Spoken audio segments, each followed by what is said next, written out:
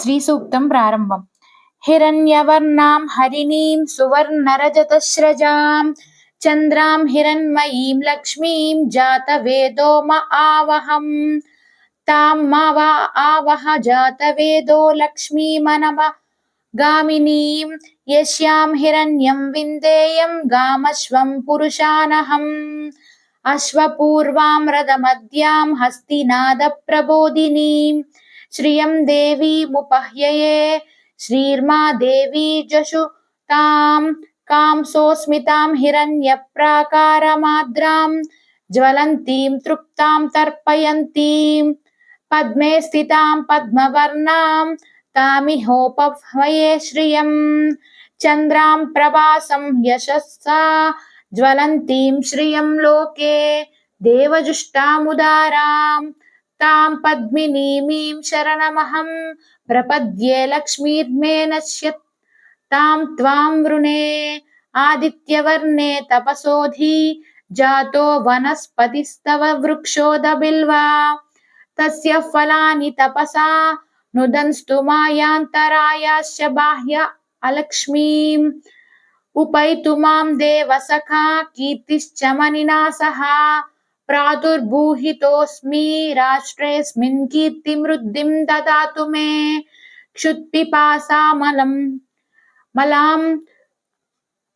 क्षुत्पिपासामलां ज्येष्ठामलक्ष्मीं नासायम्यहम् अभूतिमसमृद्धिं च सर्वां निर्नुद मे गृहात् गन्धद्वारां दुरादर्शां नित्यपुष्टां करीषिणीम् ईश्वरीङ्गं सर्वभूतानां तामिहोपह्वये श्रियं मनसः काममाकूतिं वाचः सत्यमसीमहि वसूनां रूपमन्यस्य मयि श्रीं श्रायतां यशां कर्दमेन प्रजा भूता मयि सम्पदकर्दमा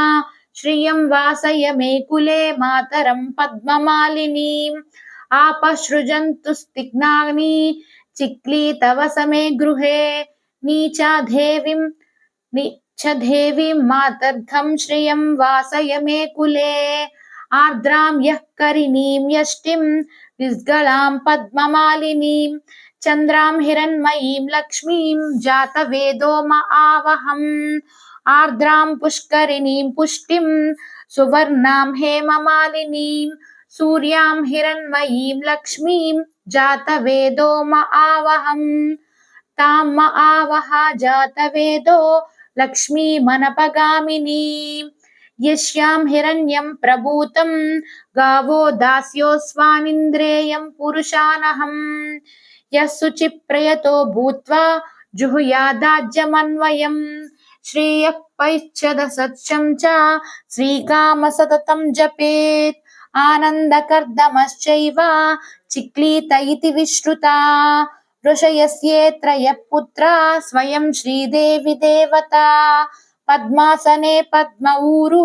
पद्माक्षी पद्मसंभवे त्वं मां भजस्व पद्माक्षी येन सौख्यं लभाम्यहम् अश्वदायी गोदायी धनदायी महाधने धनं मे जुषतां देवी सर्वकामार्थसिद्धये पुत्रपौत्रधनं धान्यं हस्त्वस्वादिगपेरदं प्रजानां भवसि माया माता आयुष्मन्तं करोतु मां चन्द्राभां लक्ष्मीमीशानां सूर्याभां श्रियमीश्वरीं चन्द्रसूर्याग्निवर्णाभां श्रीमहालक्ष्मीमुपास्महे धनमग्निर्धनं वायुर्धनं सूर्योधनं वसुः धनमिन्द्रो बृहस्पतिर्वन्यं धनमाश्नुते वैनतेय सोमं पिबतु वृत्रः सोमं धनस्य सोमिनो मह्यं ददातु सोमिना न क्रोधो न च मात्सर्यं न लोभो न शुभमति भवन्त्रिकृतपुण्यानां भक्तानां श्रीसूक्तं जपेत् सदा वर्षन्तु देवि वावरी देवी दिवो अभ्रश्य विद्युता रोहन्तु सर्वा बीजान्यव ब्रह्मा द्विषोजहि पद्मप्रिये पद्मिनि पद्महस्ते पद्मालये पद्मदलायताक्षि विश्वप्रिये विष्णुमनोनुकूले त्वत्पाद पद्मं मयि सन्निधस्त्व या सा पद्मासनस्था विपुलकटितटी पद्मपत्रायताक्षी गम्भीरावर्तनाभिस्तनभरणमिता शुभ्रवस्त्रोत्तं या लक्ष्मीर्दिव्यैर्गजेन्द्रैर्मणिगुण खचितैः सा पिता हेमकुम्भै नित्यं सा पद्महस्ता मम वसतु गृहे सर्वमाङ्गल्ययुक्ता लक्ष्मीं क्षीरसमुद्रराजतनयां श्रीरङ्गधामेश्वरीं दासीभूतसमस्तदेववनितां लोकैकदीं पाकुरम् श्रीमन्मथकटाक्षलं विभवन ब्रह्मेन्द्र गङ्गाधरम् त्वां त्रैलोक्यकुटुम्बिनीं सरसिजं वन्दे मुकुन्दप्रियां सिद्धलक्ष्मीर्भो लक्ष्मीर्बरीद् सिद्धलक्ष्मीर्भोक्षलक्ष्मी क्षीरलक्ष्मीस्तरस्वती श्रीलक्ष्मी लक्ष्मी च प्रसन्ना मम सर्वदा वराङ्कुशौ पाशमभीतिमुद्रां करैर्वहत्तीं कमलासनस्तां बालार्ककोटिप्रतिभां त्रिनेत्रां भजेऽहमाद्यां जगदीश्वरीं तां सर्वमङ्गलमाङ्गल्ये शिवे सर्वार्थसाधके